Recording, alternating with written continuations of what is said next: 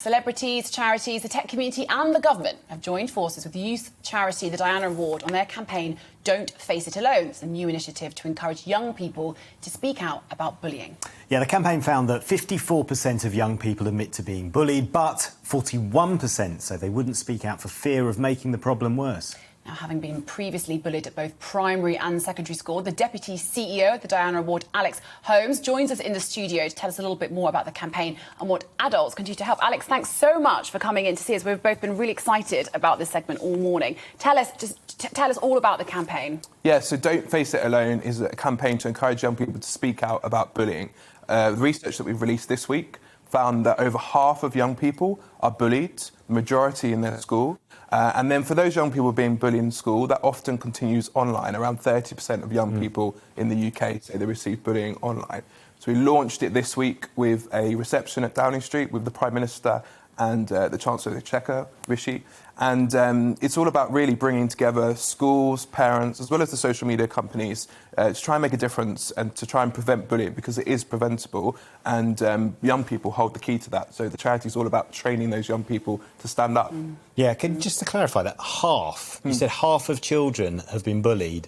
That is, yeah. I mean, I'm so surprised, it's that many. Well, yeah, sadly, the research year after year shows that this is a big issue. And we also poll adults from Great Britain, and they also say that half of them have experienced bullying at school. So it seems it's one of these things that we haven't really got a grip on as a society. And I would like to see more focus on this. I think we've made great progress around mental health and the stigma there. But this bullying is something that's still under all of our noses. And it's somewhere where we send children every single day. Yeah. And how do you know if you've been... But, what is the definition of bullying? Because if you're called a name at school... That's it, just once. Is that bullying or...? No. So I think there's a difference between unkindness and we all face that in life, and I think it's important that we are able to be resilient and brush some of those perhaps comments off. So we define bullying as something that's persistent, it's more than just one occasion, and it's someone going out of their way to make someone feel upset, unsafe or uncomfortable, and it's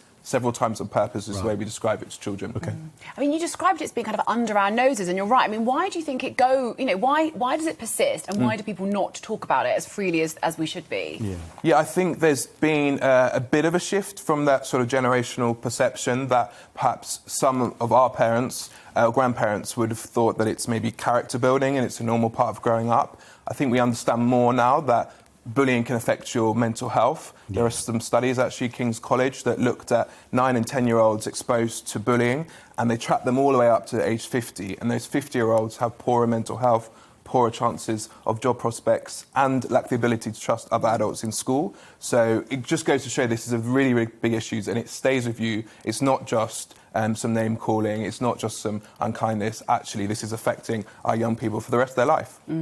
But so what are the signs that parents or friends should look out for if people aren't talking about bullying? How could you maybe tell that your child is being bullied? Well, I think parents watching this have a really important role and have that conversation. So you want your child to know that actually if they ever had a problem or a worry or a concern, that they can come to you and they can trust you. And there's a very simple exercise you could do at home, and that could just be helping your children to identify their support network. So asking them, who could you go to if you ever had a problem or worry or concern? Or what would you do if on the internet you saw this? Having those conversations is really valuable because they equip your child. But I think as a parent, trust your instincts. Look for a difference in changes of behaviour. Look for perhaps a child being more withdrawn or more perhaps concerned about their device, their phone, or they're not wanting to go to school. But the most important thing is having that discussion. And we want parents as well as children to know that they don't have to face it alone. The really important thing is speaking out. And we found that most of the time when children did speak out, things got a lot better. But one of their biggest worries actually from the research is that they thought when they told their parents,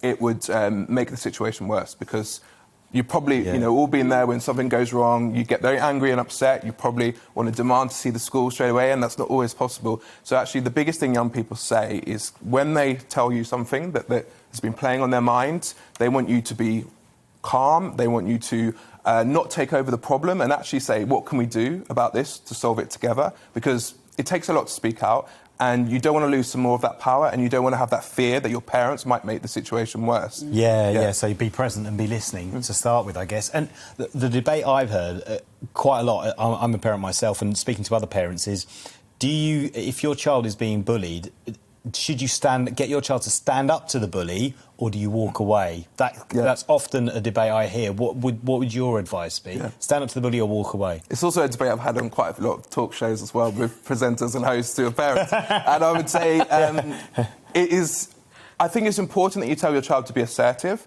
and that can be about making eye contact and making it clear to the person that's displaying that behaviour that you want them to stop.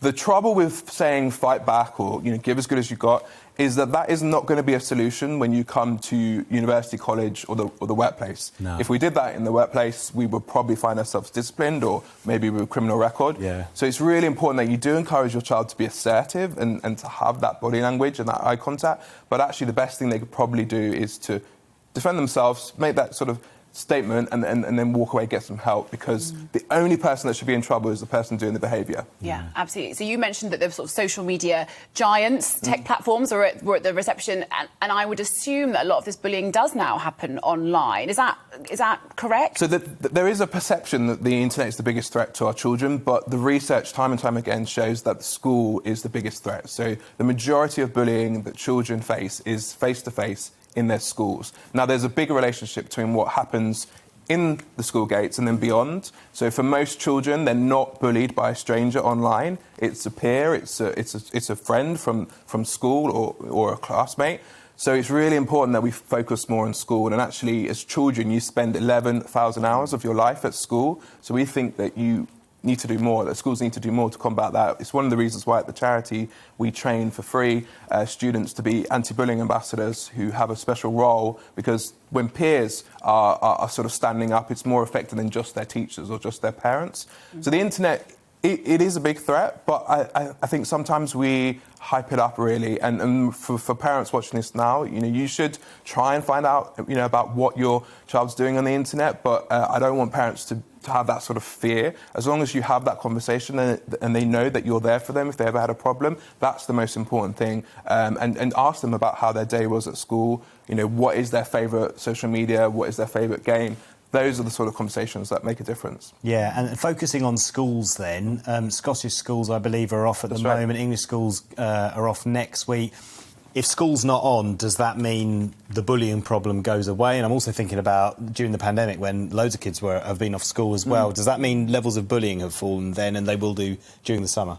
So what we saw during the pandemic is online activity increase. Not just children, but adults. We were all spending a lot more time online. And that did change the dynamics of those peer relationships. For some young people, they struggle to understand, how much contact was too much, or not enough, because it could be quite a difficult time when you're separated and you don't see your friends in a normal school day. So we did see a bit of a spike in sort of cyberbullying incidents, and some young people, the holidays would be a relief because they won't have to face those people that are treating them wrongly. But for others, school did provide a little bit of a break away from siblings. And we've done some stuff around sibling-based bullying. Your brothers or your sisters perhaps really not treating you, right. So I think it's not as simple to say sort of it gives a break. But for a lot of those young people, the end of the summer holidays will be that dread. And actually, just flipping it on its head, I mean, obviously your campaign focuses on the victims of bullying. Do you ever, does your organisation also, or does the campaign look at how someone becomes a bully themselves? Because to understand the problem, you also need to understand the perpetrator as well, why they do that. Yeah, absolutely. And actually, we sort of steer away from using that label of a bully because I think, being a parent, if the school ever sort of describe your child as a bully, it's the worst label really in the world, and it's not, that doesn't define your child. We know that children make mistakes, and I think it's really important that we help them not repeat those mistakes. So what we try and do actually is educate those young people and really make a difference so that young people know that it's not acceptable. And we see in schools that adopt this really sort of clear youth-led programme, it can make a real difference and change behaviours. And just finally, Alex, tell us, how can we get more information about the campaign Don't Face It Alone? So you can go to don'tfaceitalone.com, and there's resources for parents, schools, teachers, and we're really asking people to use the hashtag Speak Out About Bullying, share your story, give your advice, but also have that conversation with your child today before the bullying happens.